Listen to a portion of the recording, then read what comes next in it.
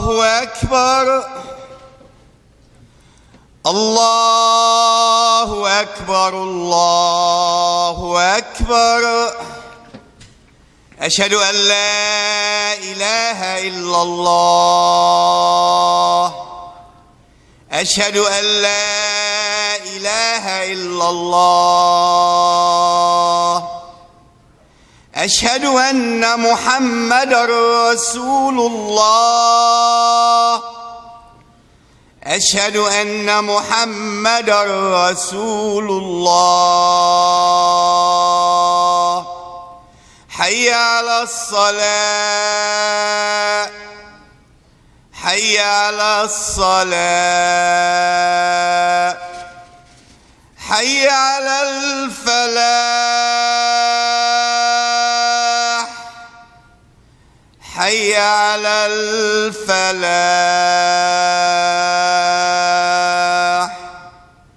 الله أكبر الله أكبر لا إله إلا الله لا إله إلا الله رسول الله صلى الله عليه وسلم.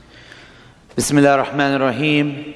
إن الحمد لله نحمده ونستعينه ونستهديه ونستغفره ونعوذ بالله من شرور أنفسنا من سيئات أعمالنا من يهد الله فلا مضل له ومن يضلل فلا هادي له وأشهد أن لا إله إلا الله وحده لا شريك له وأشهد أن محمدًا عبده ورسوله. اللهم صل على سيدنا Muhammad. And when we hear the Prophet's name, we all say sallallahu alayhi wasallam. Allah subhanahu wa ta'ala reminds us in the Quran, يا أيها الذين آمنوا اتقوا الله حق تقاته ولا تموتن إلا وأنتم مسلمون. O you who believe, have taqwa of Allah as is befitting Allah, as Allah's majesty deserves us to have taqwa of Him, and die not except in the state of active Iman. I'm very blessed to be in Florida as part of a tour, a Quran tour with Fawaqih. And I was just asked a few days ago to be honored to be with all of you for this khutbah. And I wanted to do a topic that I've been doing around the country. And the topic is how to gain consciousness or khushu' in our prayer. And I'll explain why I chose this topic. A Bedouin man, the Bedouins at the time of the Prophet ﷺ, many of us know, these were wandering people, they were nomadic people. They would go from land to land, and they were oftentimes a little rougher, cruder. They had beautiful command of the language, but their etiquette was a little rougher. A Bedouin man came to the Prophet ﷺ one day, and he asked the Prophet ﷺ, he says, is it true that Allah subhanahu wa ta'ala is looking at me at this very moment? Is it true? And this is something that if you ask any child, they would say, yes, of course we believe in it. The difference is, we may say it, this Bedouin man, in all of his simplicity, that idea had entered his heart. So he came to the Prophet ﷺ, he said, is it true that in this moment, that Allah subhanahu wa ta'ala is looking upon me? And the Prophet ﷺ said, yes. And in that moment, that man had a heart attack and he died. This is in the seerah. Because his heart had internalized this idea that the Lord of the heavens and the earth, the one who created the universe, every fish in every sea, every leaf on every branch, all of creation from the beginning of end of time, the one who had existed before time and will exist after time, that Creator was looking at him, was listening to him, knew about him by name. We know that when we gather like this to remember Allah, the angels surround. So when we see this beautiful masjid AMCC, these walls are not just walls, there are angels. And they cycle all the way, like they make a cylinder all the way up to heaven, and they announce each of us by name. How many of us are aware that in this moment the angels are around us? One thing that would happen, and our dear brother here, the chairman, he's very much about time, being on time, and I respect that. Because if we realize that the angels were waiting for us for Jummah, we wouldn't be late. And for people who are late, Allah is blessing you for what you have done. This is not to make anyone feel bad. But this man was aware that Allah subhanahu wa ta'ala was watching him. Now the question becomes, how would our prayer be, our salah, if we actually were conscious of the fact that Allah subhanahu wa ta'ala was watching us? How would our prayer be if it was like one of the companions when he was watching over the army? There were two companions and they were on a hilltop. They had the advantage of looking down from the hill. And the other companions were sleeping and they were told to watch over the army during the night. So they started taking turns sleeping.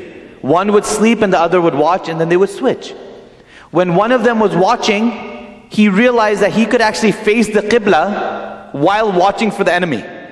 So he was looking down where the enemy would come and he started to pray. He became so engrossed in his prayer that when one of the enemies was sneaking around the hill, he saw this companion like a shadow on the hilltop. He just saw a silhouette, a little shadow on the hilltop. This enemy, he took his bow and arrow and he shot an arrow and hit the companion. The companion was so, this is not fairy tale, this is true. The companion was so engrossed in his prayer that he radiallahu anhu kept praying. A second bullet. Finally, the man who was sleeping, his other companion, one of the stories, he actually woke up. And after the prayer, he said to him, they of course alerted the army. He asked him later, he said, why didn't you stop praying? He says, Wallahi, I was enjoying the prayer so much, I didn't want to break it. He wasn't thinking. Now, salah comes from the root of sila. Sila means to connect.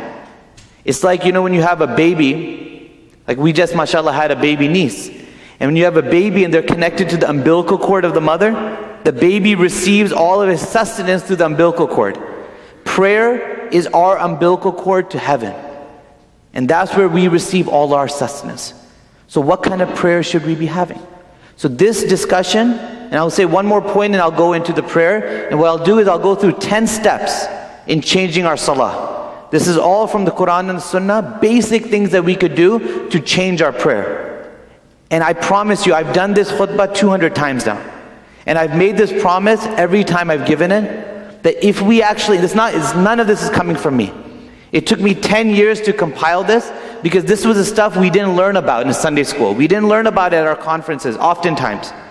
Now, mashallah, Sheikh Nasser has meaningful prayer, which is a workshop that goes through the words. What I'm going through is what our heart should be feeling at every step of the prayer. And I'll start with one basic principle. I was studying several years ago in Amman, Jordan, and our teacher looked at us, and many of us that were there, we had studied at all of the programs in the US, whether it's Zaytuna or Al-Maghrib or this ISNA, MSA, ICNA. We had been to when you conference hop. We had been to all of those events. So we thought we had a foundation of Islamic knowledge. So I went to this program and my teacher in Jordan looked at me and he said, what's the definition of the Sunnah? The Sunnah of the Prophet ﷺ. And I said, well, it's what he did, it's what he said, what he approved of, what he silently approved of, that if he saw something he didn't say it was haram, it's okay. And he said, that's true. He's like, what's the fifth category? And the whole room was silent. And we had all studied, and we're looking at each other and he says, are you serious? He's talking in Arabic, but he says, you missed the most important quality of the Sunnah. And we're like, we've always learned it. He said, and this is so amazing, it's actually intuitive. Like our deen is intuitive, but sometimes we forget. He said, the Sunnah of the Prophet ﷺ is not only to imitate what the Prophet ﷺ did, said, approved of, and disapproved of. It's also, and this is the most important, he says also to imitate how the Prophet ﷺ felt when he was doing and saying those things. How often do we talk about where our hands go in prayer? People debate, it should be here, here, here. And that's fiqh, and that's important. How rarely do we talk about where our heart goes in prayer? Sometimes we'll finish a prayer, like Maghrib or Isha, we'll end the prayer and we don't know if we prayed Maghrib or Isha. We don't know if we prayed 2 rakats or 4 rakats. It's autopilot. It's movement without meaning. This khutbah is bringing meaning back to our deen. One last example from the seerah and I'll move on. Because I want to ground this khutbah in the Quran and the Sunnah.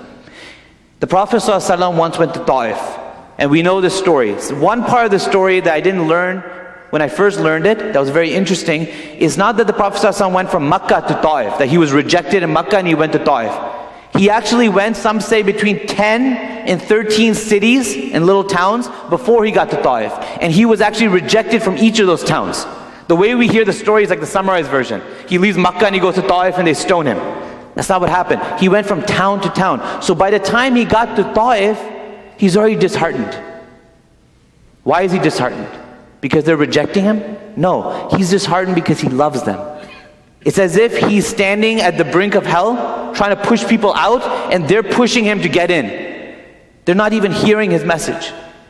When he gets to Ta'if, the 3 chieftains of Ta'if, they don't even listen to him, and they order that he be stoned.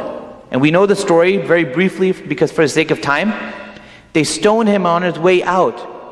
One of the poets said, because they say that when they were stoning him, he was actually catching the blood, just like he would later in the Battle of Uhud. He was catching the blood that was dripping off his blessed body, sallallahu alaihi wasallam. Why? Because he knew that if that blood was to touch the ground, those people are done.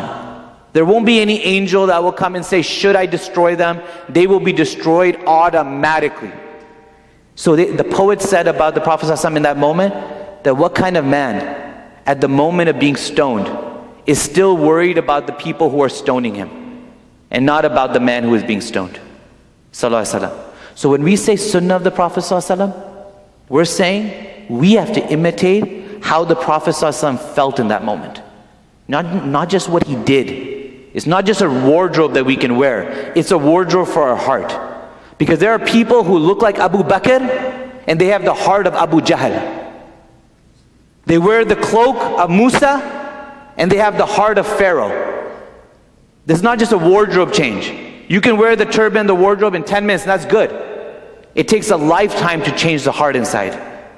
The hypocrites in Medina, they had the wardrobe down. They didn't have their heart aligned.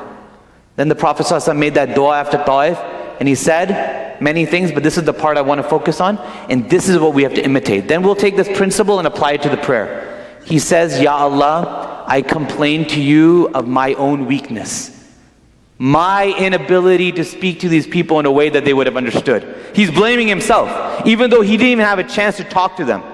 And then he says, listen to this part. He says, Ya Allah, if you're not angry with me, basically, if I'm good with you, this is not some type of punishment because I didn't do my job. If you're not angry with me, was Allah angry at the Prophet ﷺ? Absolutely not. He says, if you're not angry with me, I don't care what these people do to me. If I'm good with heaven, like what Malcolm X said, if they kill me today, I'm a martyr. If they don't kill me, I'll keep speaking against them until they kill me. If I'm good with you, what can the world do to me? Now this feeling of the Prophet ﷺ is the sunnah. This is essential to the sunnah. Just like what he did and what he said and everything else. Now we have to apply this feeling into our prayer. Here are the 10 steps. Step number 1, and this is something I've compiled. Like I said, it took me over a decade to compile these 10 steps from different programs and events and books. Step number 1, we have to realize that everything in our deen has 2 parts. And this is why I said everything from this khutbah is based in the Quran and Sunnah. When you start talking about 2 parts, the inner and the outer, people have labels for that. You're either a Salafi or a Sufi or an Ikhwani or Jamaati. We got to get rid of all these labels. We're Muslim. So just because I'm talking about the inner dimension of prayer, this is from the Prophet ﷺ. This is not from me. Like when the Prophet ﷺ said, "Innamal a'malu binniyat," that deeds are by intention. So if you have the external action but you don't have the intention, you're not rewarded. That's not Sufism. That's Islam. That's the deen of the Prophet ﷺ. So this similarly, the first point is everything in our deen, everything in Islam has 2 parts. The external action and the internal intention and the feeling. Now what do you have if you have a body without a soul? It's dead. A lot of our worship is the external without the internal. So it looks like prayer but nothing's going on inside. That's the first point. Now when we start with the prayer, the first step, we have to change the way we look at wudu. That's the first step. I said every part of our prayer has an external and internal. The external of wudu is hands, mouth, nose, face with intention. Hands, mouth, nose, face, etc. The internal of wudu is what's supposed to be going on inside. Wudu is not just a physical cleansing to pray. It's also a cleansing of our heart. So everything that's happening on our body is supposed to be happening inside too. It's mirrored. The Prophet ﷺ told us that whenever we wash a limb, the sins that we did, and this is not poetic, this is literal, the sins that we did with that limb wash away with the water. So specifically when we're washing over our face, all the sins we did with our eyes, they wash away. How can these eyes that were looking at all this filth look down and pray to Allah? They first have to be cleansed of all their sins, not just the physical cleansing. Ibn Abbas radiallahu anhu, the cousin of the Prophet ﷺ, one time he was giving a talk just like this, but it was to the companions and the children of the companions, the tabi'een. And he said in that speech, and listen to this, and I'll stop with this and we'll move on to step number 2. He was helping us prepare for prayer, because he was talking about our sins. And when we make wudu, if we think about this saying of Ibn Abbas, I promise you, your wudu will never be the same again. He was talking about the sins that are dripping off our body. He said, when we commit sins, he included himself in that. This is the cousin of the Prophet ﷺ, one of the 4 greatest scholars amongst the young companions. The Prophet ﷺ himself made dua for his knowledge, for Ibn Abbas. When the Prophet ﷺ makes dua for you to have knowledge, you're good. He said, when we commit sins, he says we don't realize the consequences of our sins. For what goes along with the sin is more serious than the sin itself. He's saying there's actually something, like we said, there's a body and a soul. He said there's something worse than the physical sin. Something that's going on inside of us when we sin. That's the root. The sin is just the symptom. He goes on. He says, our happiness, when we have a chance to sin, that feeling of happiness is actually worse than the sin itself.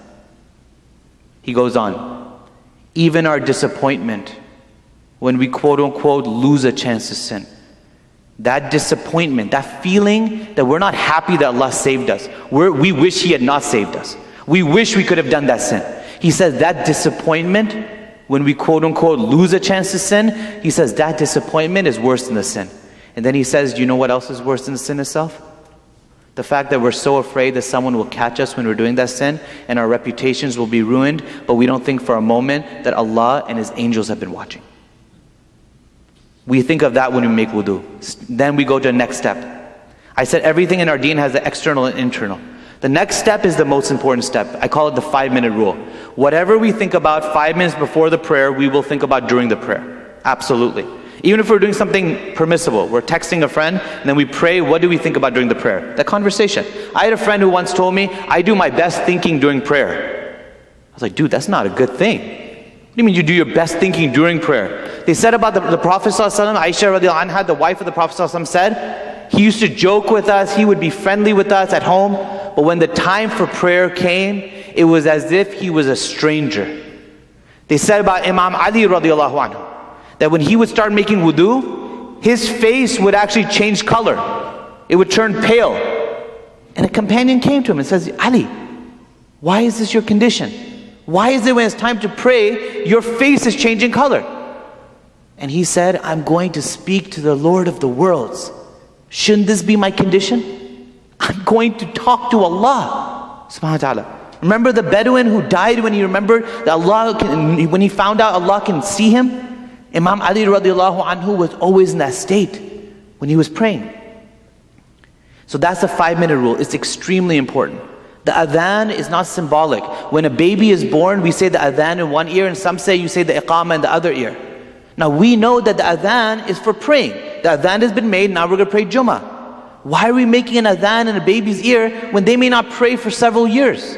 They say, and some of you know this, that adhan that we make in the baby's ear is the adhan for that baby's janazah, the funeral. And that's why the funeral prayer has no adhan, because our adhans for our janazah have already been called.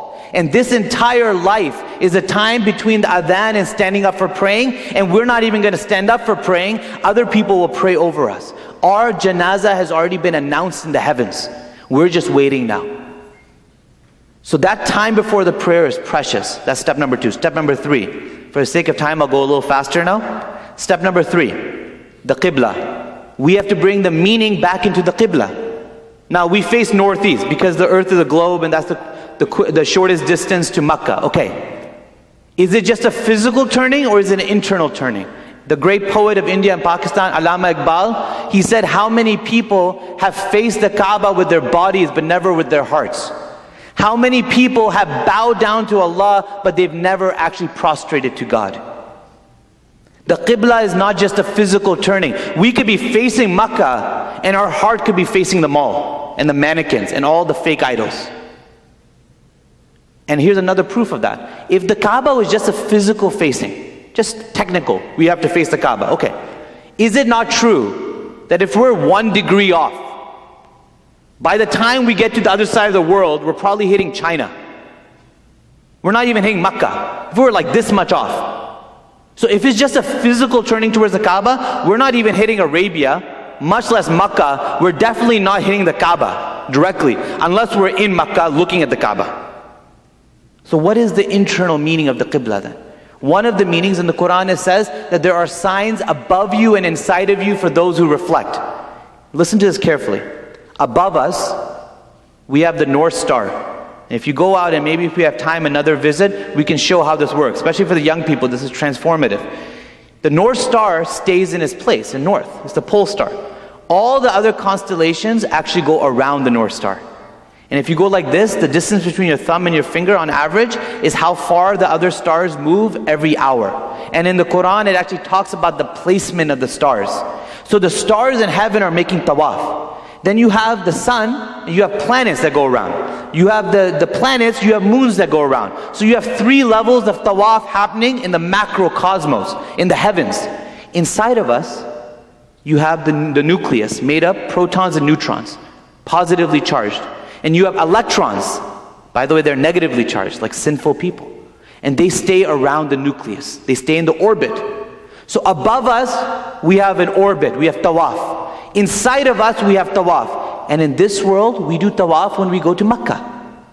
But what about the rest of our lives when we're not at Makkah? How do we stay in tawaf?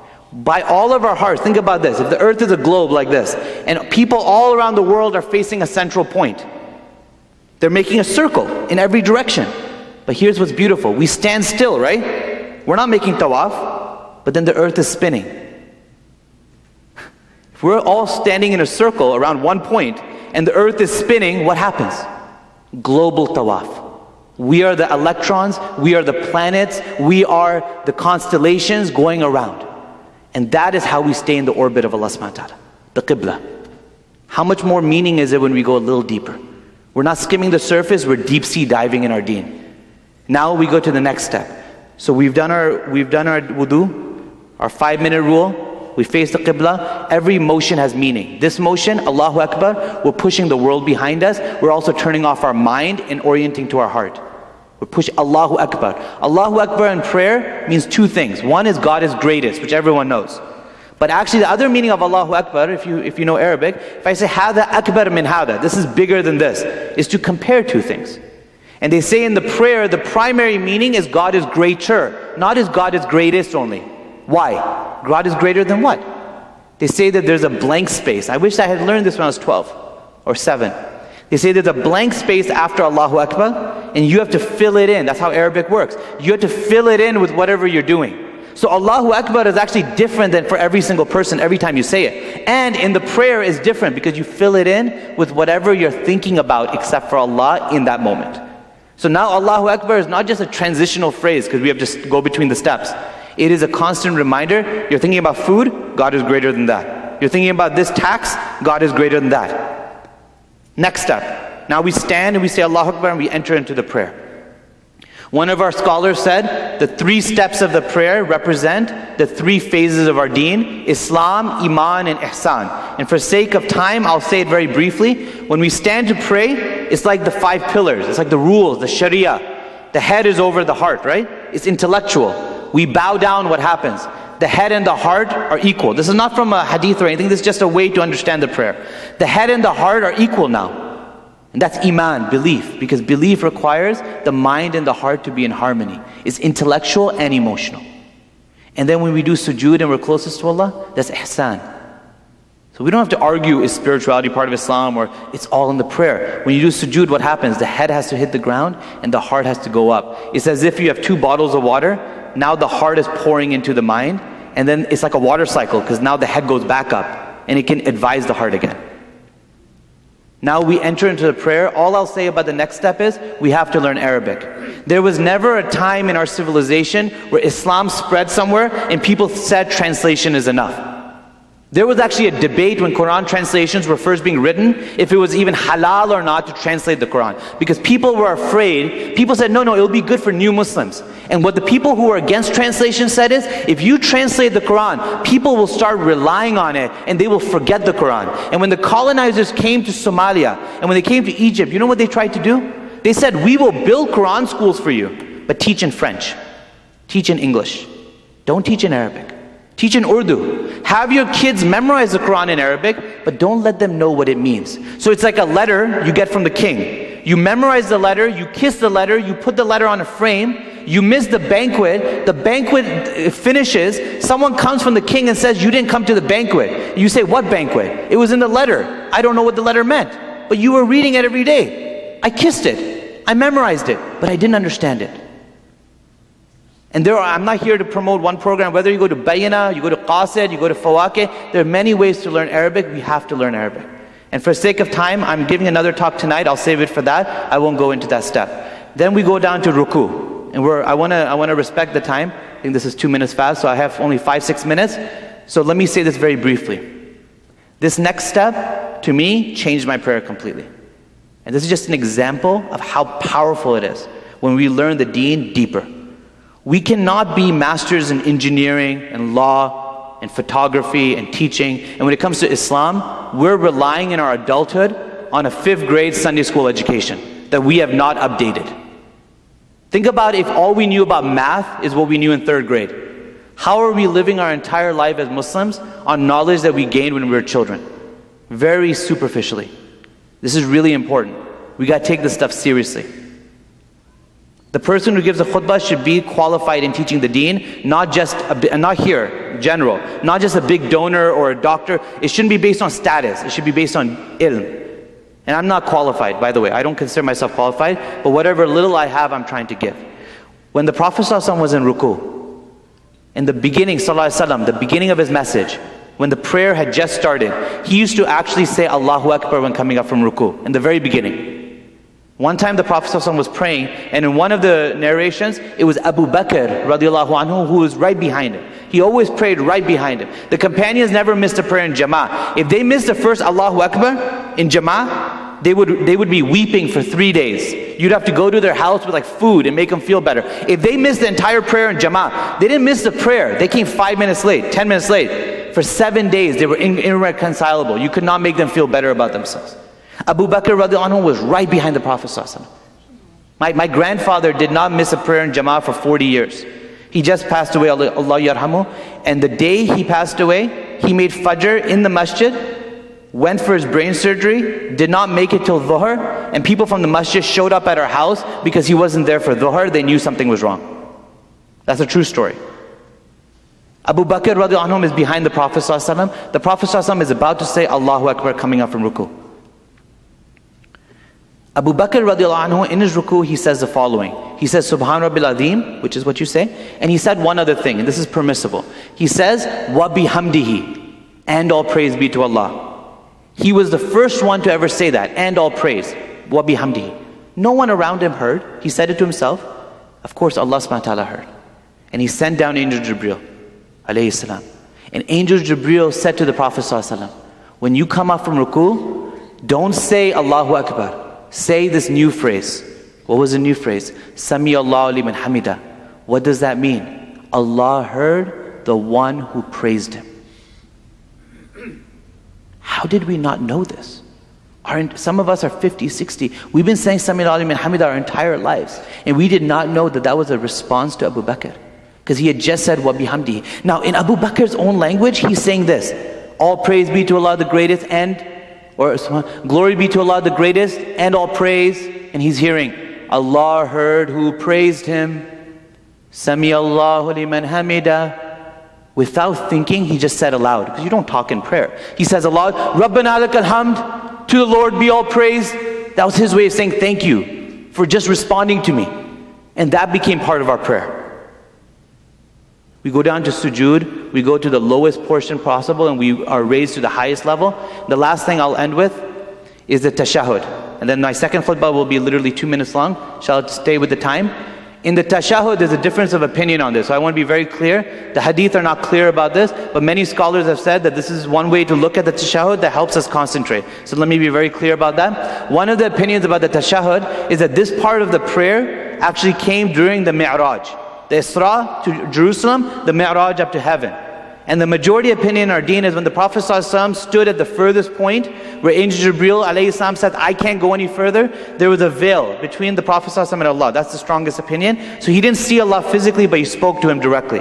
And at that point, the Prophet ﷺ was greeting Allah subhanahu wa ta'ala. And he didn't know how to greet Allah. You can't say Assalamu alaikum to Allah subhanahu wa ta'ala because he is As-salam. Who can put peace over him? So this opinion is that he said at that moment, Attahiyatullahi salawatu tayyibatu.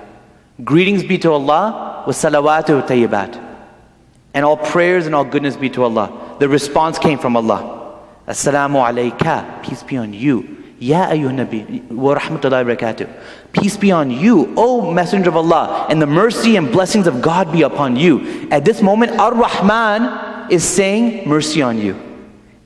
And the Prophet ﷺ, at that moment, he didn't forget about us. When Allah subhanahu wa ta'ala says, Assalamu alayka, peace be on you, Ka means you, just one person. He responded with the dua, Salamu alayna, peace be on us. From that ka to that na, we were all included. Salamu alayna wa ala badillahi salihin. And on the righteous servants of Allah, He included us in heaven. We forget Him on earth. And then all the angels said together, when they heard the Creator and the best of creation, Sallallahu Alaihi Wasallam speaking, they all said together, Ashhadu an la ilaha illallah, ashhadu Muhammadan Rasulullah. Ask Allah for forgiveness, for He is the one who hears. أقول قولي هذا واستغفر الله.